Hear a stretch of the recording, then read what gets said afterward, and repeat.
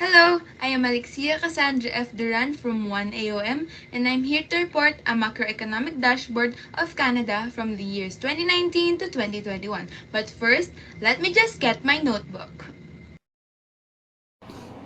First, let me show you some data about Canada's fiscal sector. Here, you can see both of the list and breakdown of the country's revenue or taxes. One of the most significant change noticeable is the corporate income tax revenues, decreased by $0.3 billion, or 0.6%, reflecting the drop in corporate profits resulting from the COVID-19 economic weakness at the end of the fiscal year and the effects of the payment deferral measures. Declines in corporate earnings were in a number of sectors, including manufacturing, transport and hospitality, accommodation, and of course, the entertainment sector. But not only the corporate income taxes declined during the time of pandemic, but also other more taxes and duties. However, in the decline of taxes, next to it is the rise in expenditures of the country. It is really evident as we look closely, one by one, to each expenditure. But I just wanted to highlight the biggest portion and probably one of the major costs in increase of expenditure in this pie chart over here, which is the major transfers to person at 28.7%, which is all for an income support program introduced under Canada's COVID-19 economic response plan for elderly, workers, children, and other more persons who needs help. Going on, this slide shows the major escalation of Canada's deficit from $39.4 billion in 2019-2020 to a whopping $354.2 billion in 2020-2021. The previous largest deficit in Canadian history was $55 billion in 2009, a result of the 2008 financial crisis. And yet, this year was a breaking record indeed. And so far, debt in Canada is continuously rising in data. Their total outstanding debt declares 1,011,895,000,000 Canadian dollars, while for their total public sector debt declares 1,385,967,000,000 Canadian dollars. And of course, Canada has to pay these debts. That's why we have a breakdown of Canada's debt service payments, which is, in 2021, has a record of 206 billion and 158 million Canadian dollars, which did not even reach half as much of their debt. And right there, we proceed to monetary sector of Canada. The reserve money is high at 106 billion US dollars. However, it will not suffice, for the debt of Canada is at trillion. Money supply at 2020 had a 17.80% increase from the previous year, which can lead to inflation. Although it went to 7.79% this year, the highest inflation rate also took place this year, last August 2021, at 4.1%, beating the highest since 18 years ago, February 2003. Although base money and domestic liquidity is high at trillion, the percent change of the latest year of the previous is low, unlike other years. Canada's non-performing loans, on the other hand, are actually good because within the years of 2019 and 2020 data available, the highest the country got is only just 0.59. The country's capital adequacy ratio increases as years go by, which is good because high capital adequacy ratio is considered safe and likely to meet its financial obligations. This slide is a summary of Canada's treasury bills through 2019 to 2021, containing all the data from the 35th day until the 364th. Let's proceed to their lending rates, which decreases as year pass by. This is very beneficial, especially to the people in Canada who are the ones lending, especially in this time of pandemic. And speaking of lending, the Bank of Canada have these actions to support the economy in the time of COVID-19 pandemic. Their goal is to keep Canadians bridge this difficult period by making credit affordable and available. Also, to provide companies credit to continue to pay their employees and households to continue to meet their basic needs.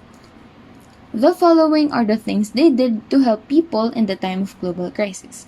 First, lowered interest rates to 1/4% to support economic activity.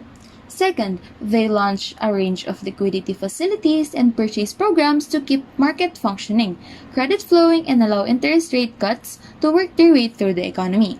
And then third, they are committed to continue large-scale asset purchases of longer-term debt. The combination of the very low policy interest rate and asset purchases is providing considerable monetary stimulus.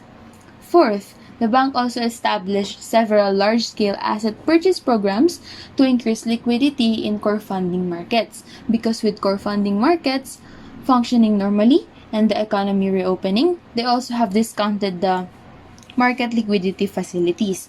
So the asset purchases program is Government of Canada Bond Purchase Program, or also called GBPP. So the focus of the GBPP is to provide quantitative easing to support the resumption of growth in output and employment and to achieve their inflation target. And last but not the least is the number 5, balance sheet expansion. So the balance sheet expansion, together with their other actions, help the financial system function properly. So the bank believes that a well-functioned financial system helps the economy recover once the restrictions to contain the virus have been lifted. So up next is the external sector of Canada. The current account balance, or the balance of payments, and trade balance are said to be good if it is zero, but a negative or positive number isn't still bad. So a little bit of concept. A positive balance occurs when exports are greater than imports, and this is called surplus, while a negative balance occurs when exports are less than imports and is referred to as deficit. And in Canada's case, here in the PowerPoint, 2019 and 2020 data shows both negative balances. Is it now already called deficit? Let's find out with the next data, which is exports and imports. It is clear. We can see exports are less than imports in 2019 and 2020. And yes, we call it deficit for Canada. This slide is to show that Canada's foreign portfolio investment continues to go down, while direct investment continues to increase. High net international reserves is good to make up for the balance payment, especially Canada's balance deficit. Also, to intervene in the foreign exchange market, to maintain exchange rate for the local currency, to repay external debt, and to maintain public confidence. And the last slide for external sector is the summary for Canada's external debt, with $2,478,435 and 98 US dollars, although its percent of GDP data is not yet available or released.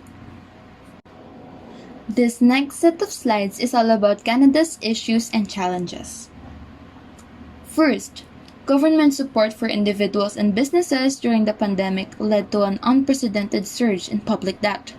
After running a $335 billion deficit in the previous fiscal year and a projected $138 billion deficit this year, federal debt is expected to approach $1.2 trillion this year due to the global pandemic.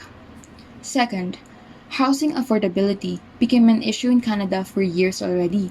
The main problem is supply. Not enough homes are being built to keep pace with the population growth, especially in major cities in Canada such as Toronto and Vancouver.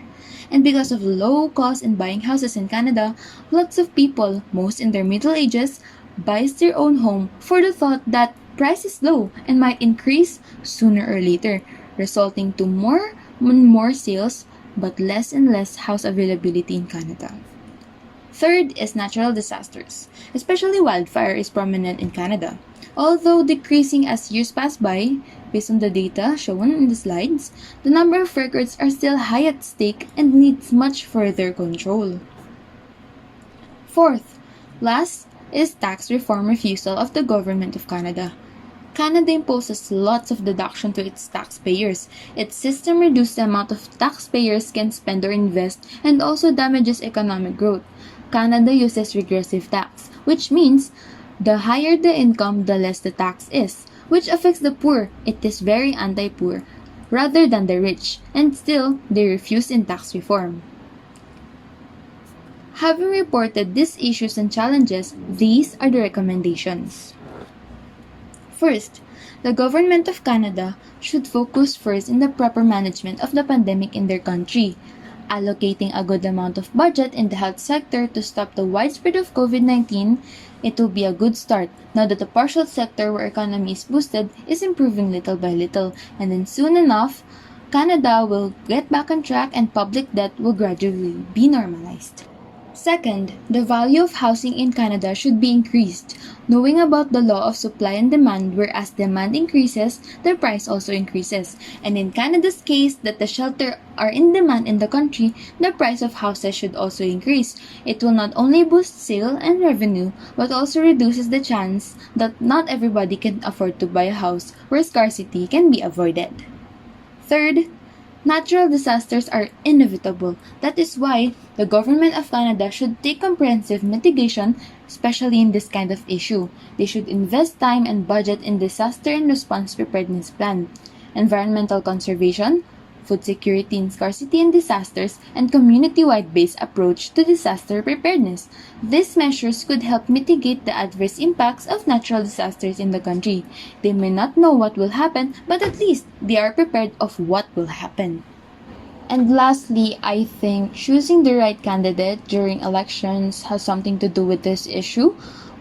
Because I think that with right candidates who envisions a simpler, fairer, and efficient tax system that promotes investments and reduces poverty, is not anti-poor, will not deprive the poor people nor endow the rich people while developing the economy and the society.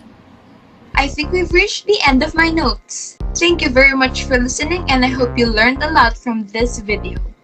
Always remember to be attentive and be the change you want to see in the world. Thank you and stay safe!